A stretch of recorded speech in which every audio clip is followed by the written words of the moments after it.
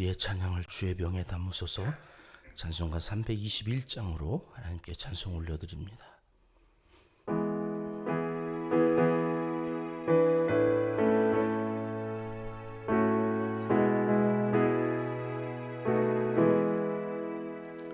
날 대속하신 예수께 내 생명 모두 드리니 늘 진실하게 하소서. 내 구주 예수여, 나 구주 위에 살리라. 내 기쁨 한량 없으리. 내 갈 길 인도하소서. 내 구주 예수여, 날 구원하신 예수를 일평생 의지하오니 날 영접하여 주소서. 내 구주 예수여, 나 구주 위에 살리라. 내 기쁨 한량 없으리. 내 갈 길 인도하소서. 내 구주 예수여, 주 십자가에 달리사 날 자유하게 했으니 내 몸과 마음을 주 위해 다 쓰게 하소서. 나 구주 위에 살리라. 내 기쁨 한량 없으리. 내 갈 길 인도하소서. 내 구주 예수여.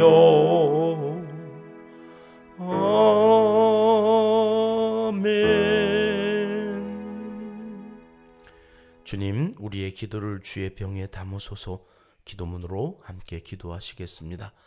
참 좋으신 우리 아버지 하나님, 지난 한 주간도 우리와 함께하여 주시고 새벽마다 일용할 영의 양식을 공급하여 주셔서 그 말씀 따라 살아가는 참된 믿음의 사람으로 세워주셔서 감사와 찬송을 올려드립니다.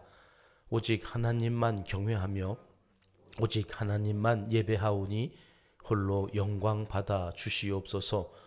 애매모호하게 말씀하지 않으시고 나 외에는 다른 신을 내게 두지 말라 하시며 십계명 율법을 통해 분명하게 하나님 한 분만 사랑할 것을 말씀하여 주셔서 감사합니다. 때때로 우리의 마음이 흔들릴 때라도 이 말씀이 생각나게 하시고 내게 있는 그 어떤 것도 하나님보다 더 사랑하는 불신의 마음이 자리하지 못하도록 성령님께서 우리의 마음을 온전히 붙잡아 주시기를 강청하옵나이다. 오늘도 이 한날은 주일 예배를 준비하며 더욱 주님을 사랑하는 마음으로 주님께 한 걸음 더 가까이 나아가는 진실한 삶을 살아가게 도와주시옵소서.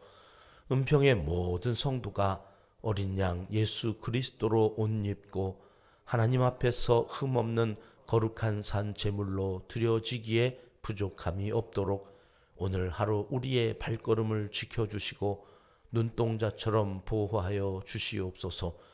예배에 방해되는 모든 영적인 장애물을 미리 제거하여 주시고 특별히 몸이 아프고 마음이 불편했던 사람도 예배 전까지는 다 치유하여 주시고 온전히 회복시켜 주셔서 모든 성도를 이 성전에 올라 예배할 수 있는 은총을 베풀어 주시옵소서.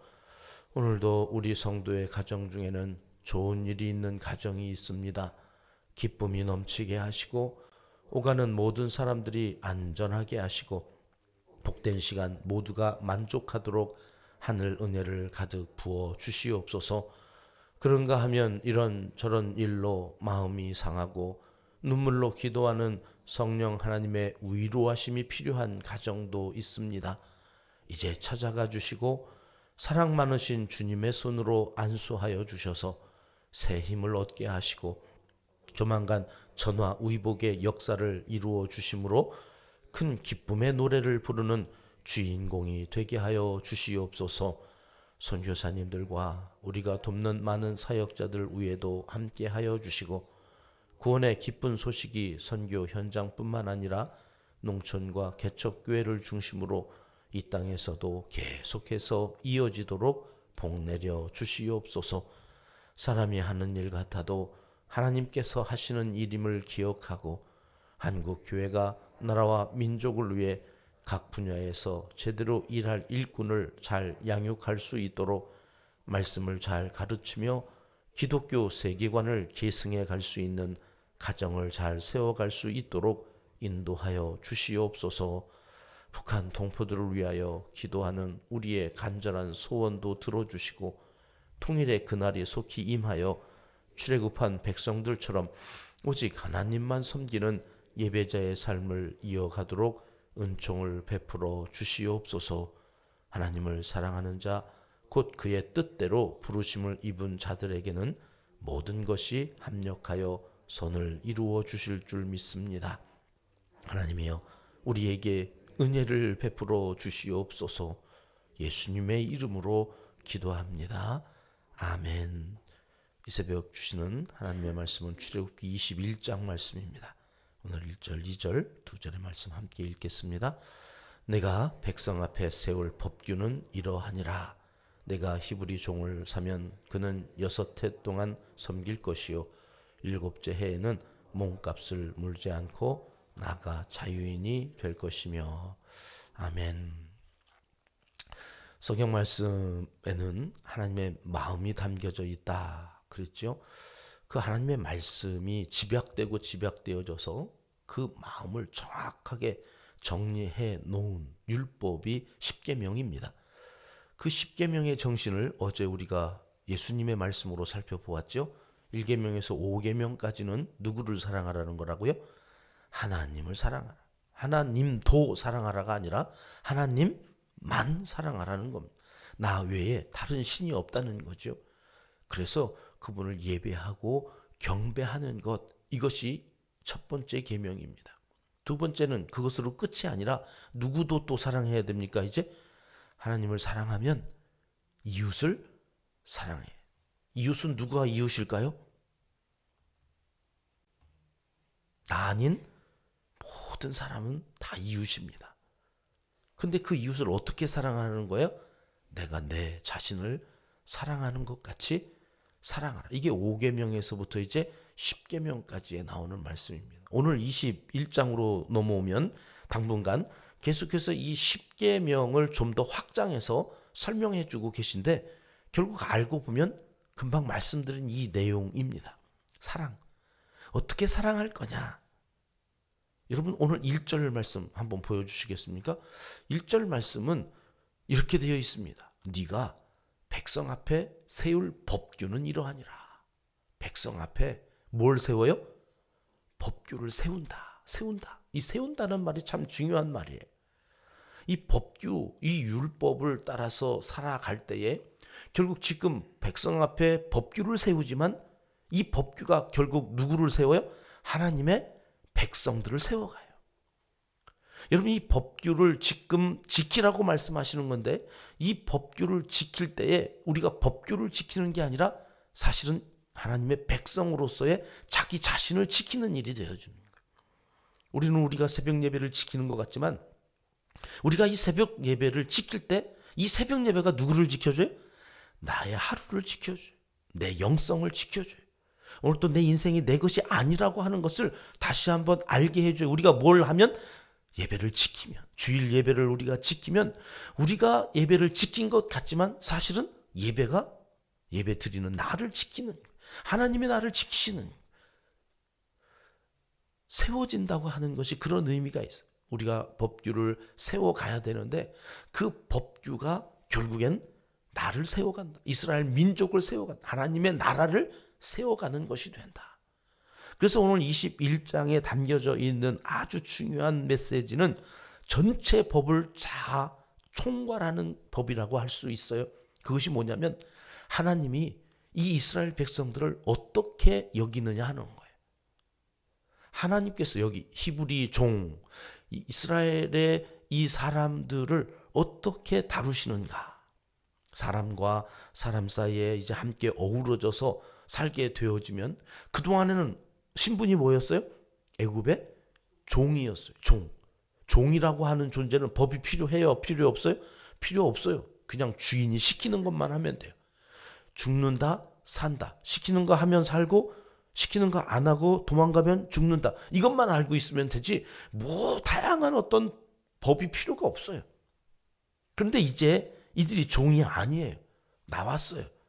나와서 가나안 땅에 들어가면 이제는 자유인으로 살 건데 그 자유인으로 살 때가 문제가 될 거라는 거죠. 왜요? 자유하니까 자기 마음대로 이제 하다 보면 여러분 사람과 사람 사이에는 문제가 뒤죽박죽 얽히고 설켜서 복잡해지게 생겼어요. 뭐 나라와 나라, 뭐 국가 안에서가 아니라 한 집안에서도 어제 한 어머니가 전화를 하셔가지고 대학생인 딸과 막내 이제 막 중학교 들어가는 딸과 사이가 아주 안 좋대요. 그래가지고 둘이 막 얼마나 속을 상하게 하는지 어떻게 하면 좋겠느냐고 이제 상담을 하러 전화를 하셔가지고 그래서 이렇게 하시면 어떨까요? 그랬더니 아 그런 방법이 있었군요 이러면서 속이 시원하다. 그래서 제가 그랬죠. 근데 진작에 하셨어야죠. 이런 일이 첫째하고 막내하고 있을 것을 미리 알고 미리 그 부분들에 대해서 예방했더라면 얼마나 좋았을까요? 근데 그걸 못하니까 이런 일이 터지고 나서 이제 어떻게 하면 좋을까요? 늦었어요. 하나님께서는 이제 가나안 땅에 들어가서 종이었던 이들이 자유인으로 살아갈 때에 뭐가 필요한지를 아시고 이제 율법을 주시는 건데 그것을 왜 줍니까? 예방 차원에서 미리 알고 자유인으로 살아가면 이런 복잡한 문제들이 있을 때에 그 문제들을 어떻게 풀어갈지를 알면 그 문제를 만들지도 않을 거라고 하는 차원에서 미리 말씀해 주시는 거예요. 이 중에서 21장은 노예제도에 대한 여러 규정들이 나옵니다. 1절에서 11절까지가 그 내용이고요. 오늘 그것을 중심으로 해서 오늘 말씀을 살펴볼 건데요. 주일날 오후에 이 전체 내용들을 살펴볼 때에 12절부터 27절까지는 사형에 해당하는 죄목들이 있습니다.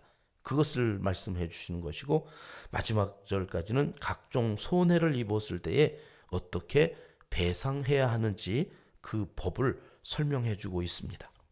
오늘 새벽에는 노예제도에 대한 그 하나님의 마음이 무엇인지를 우리가 살펴보면서 은혜를 나누려고 하는데요. 노예라고 하는 존재는 그런 말이 있었습니다. 고대에. 노예와 이 사람이죠. 나귀, 짐을 실어 나르는 나귀의 차이점은 하나는 말을 할 줄 안다는 거고 하나는 말을 못한다는 것일 뿐 똑같다. 그러니까 상품이에요. 이게 재산의 도구예요. 그러니까 노동력을 제공하고 생산을 얻기 위한 도구에 불과했지 사람 취급을 하지 않았던 시대예요. 그런 때에 여기 하나님께서 이제 히브리 노예들 종이 되어졌을 때 이제 살다 보면 먹을 게 없어가지고 재산을 팔고도 빚을 갚지 못하여서 결국 몸을 팔아야 되는 일이 생겨서 누구 밑에 들어가서 일을 하면서 살아가야 되는 그런 상황들이 생겨지면 그 노예는 이렇게 이 말씀을 하시는 거예요.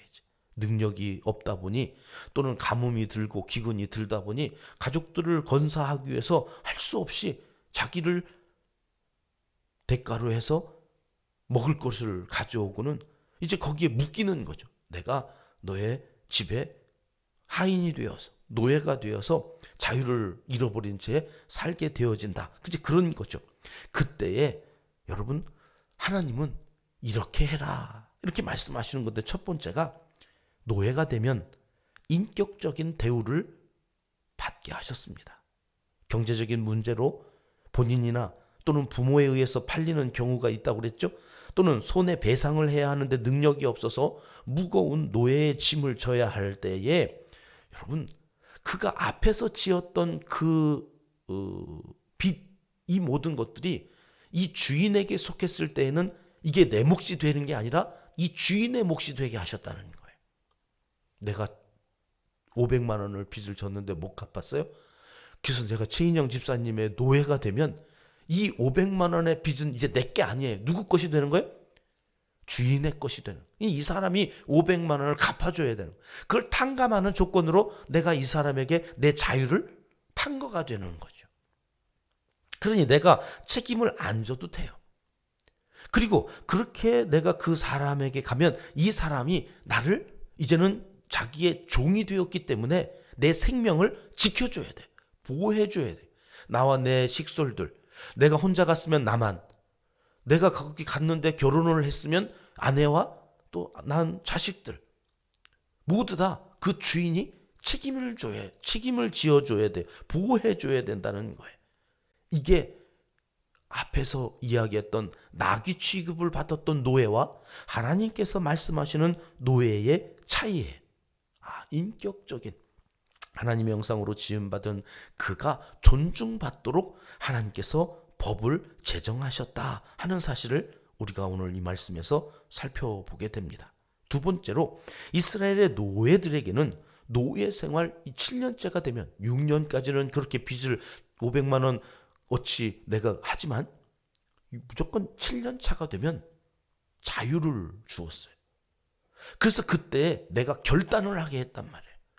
나는 당신의 종으로 있는 것이 더 좋습니다. 나 보호해주지, 먹을 거 주지, 내 걱정 하나도 안 해도 되고, 내가 이렇게 또 나가면 또 빚을 져서 나는 살 수가 없을 것이니까 나는 그냥 여기 남겠습니다. 이러든지 자유가 되었으니 저는 떠나겠습니다. 근데 문제는 내가 혼자 왔다가 이 주인 밑에서 결혼을 한 그 아내와 그 사이에서 혹시 아이들이 태어났다면 이 아내와 아이들은 내 거가 아니라 주인 거예요. 그래서 7년 차가 되어서 나 떠나겠습니다 하면 지 혼자 나가야 돼요. 물론 결혼했다가 잡혀왔으면 아니 노예가 되었으면 그때 결혼했던 그 여자는 내 것이니까 내가 데리고 나가도 되지만 여기에 와서 내가 얻었던 것들은 주인의 몫이기 때문에 내가 여기서 데리고 나갈 수가 없어요. 그러니 결정을 해야 돼요. 계속 여기서 아내와 아이들과 함께 주인의 노예로 살 건지 아니면 아내와 애들 놔두고 나만 나갈 건지. 여러분 이게 영적으로 새벽에 시간을 많이 못 드려서 참 죄송합니다. 이게 영적으로 어떤 의미가 있느냐면 자 우리는 죄의 종이었습니다. 죄의 종이었다가 주인이 바뀌었죠. 어느 날 내가 예수 그리스도를 영접하고 예수 그리스도의 종이 됐습니다. 의의 종이 됐단 말이에요. 이제는 그 예수 그리스도로부터 얻은 게 많아요. 그분이 나를 보호해 주시고 그분의 그 밑에서 살아가는 것이 너무나 좋단 말이에요. 근데 어느 순간 우리는 결정을 해야 될 때가 와요. 여전히 예수 그리스도의 종으로 살 건지 이제는 세상 게 더 좋아 보이는데 이 죄가 더 아주 달콤하고 쾌락적이어서 나는 그것을 선택하고 싶은 순간이 세상을 살다 보면 계속 일어나는 거죠. 내가 죄의 종으로 살 건지 아니면 의의 종으로 살 건지를 계속 선택해야 하는 순간이 온단 말이에요. 로마서에서는 그래서 이렇게 말씀하시죠. 6장 16절부터 18절까지 말씀 우리 천천히 읽어보겠습니다. 너희 자신을 종으로 내주어 누구에게 순종하든지 그 순종함을 받는 자의 종이 되는 줄을 너희가 알지 못하느냐. 혹은 죄의 종으로 사망에 이르고 혹은 순종의 종으로 의에 이르느니라. 하나님께 감사하리로다. 너희가 본래 죄의 종이더니 너희에게 전하여 준 바 교훈의 본을 마음으로 순종하여 죄로부터 해방되어 의에게 종이 되었느니라. 자, 그 순간이 온단 말이에요. 그때 우리가 하나님께 감사하는 것은 뭐냐면 교훈의 본. 이게 뭐죠? 말씀이 선포되어지면 그 말씀이 깨달아지고 또 그 말씀을 사모하면서 그 말씀의 마음으로 순종하게 되는 그 선택을 하면 그게 바로 의에게 종이 되었다고 하는 증거가 되니 그것이 우리에게 유익하다. 하나님께 감사하리로다. 이렇게 바울이 로마서에 기록하고 있는 것입니다. 여러분, 오늘은 주일을 준비하는 날이라고 늘 말씀드리죠. 오늘 하루 일주일을 정리하면서 내가 죄의 종으로 살았던 적이 있었던가? 나도 모르게 부지불식간에 또 잘못된 선택을 하여서 내가 그리스도의 종으로 살지 못했던 그 시간들을 다시 한번 정리하면서 내일 주일 하나님께서 예배에 초대하실 때에 흠없는 어린 양의 그 피로 깨끗함을 입기 위하여 우리의 죄를 온전히 회개하고 그 그리스도의 피로 흠없는 산 제물로 하나님 앞에 드려지기 위해서 오늘 준비해가는 날이다. 그때 확인하는 것이 뭐예요? 내가 그리스도의 종으로 잘 또 살아왔구나. 오늘도 내가 선택을 잘하여서 내가 자유할 수 있지만 그 자유를 하나님께 맡기고 내가 그 하나님 안에서 자유함을, 진정한 자유함을 느끼는 진짜 자유인이 되어졌구나 하는 그 감사의 고백을 가지고 내일 주님 앞에 나와서 예배하는 그러한 예배자들로 살아가시기를 하나님은 이 시간 간절히 원하십니다. 기도하겠습니다. 하나님 아버지, 노예에게도 인권을 인정해 주시고 이전에 모든 빚이나 다른 문제까지도 다 해결해 주시는 그 크신 사랑에 감사하며 오늘도 주님 주신 자유함으로 의의 종이 되어 살기를 원하오니 우리에게 결단의 순간이 찾아올 때마다 성령께서 항상 주인 되신 하나님을 사랑하는 마음으로 이 모든 결정을 바르게 내려갈 수 있도록 인도하여 주시옵소서. 예수님의 이름으로 기도드리옵나이다. 아멘. 주님 가르쳐 주신 기도입니다. 하늘에 계신 우리 아버지, 아버지의 이름을 거룩하게 하시며 아버지의 나라가 오게 하시며 아버지의 뜻이 하늘에서와 같이 땅에서도 이루어지게 하소서. 오늘 우리에게 일용할 양식을 주시고 우리가 우리에게 잘못한 사람을 용서하여 준 것 같이 우리 죄를 용서하여 주시고 우리를 시험에 빠지지 않게 하시고 악에서 구하소서. 나라와 권능과 영광이 영원히 아버지의 것입니다. 아멘. 자유롭게 기도하시겠습니다.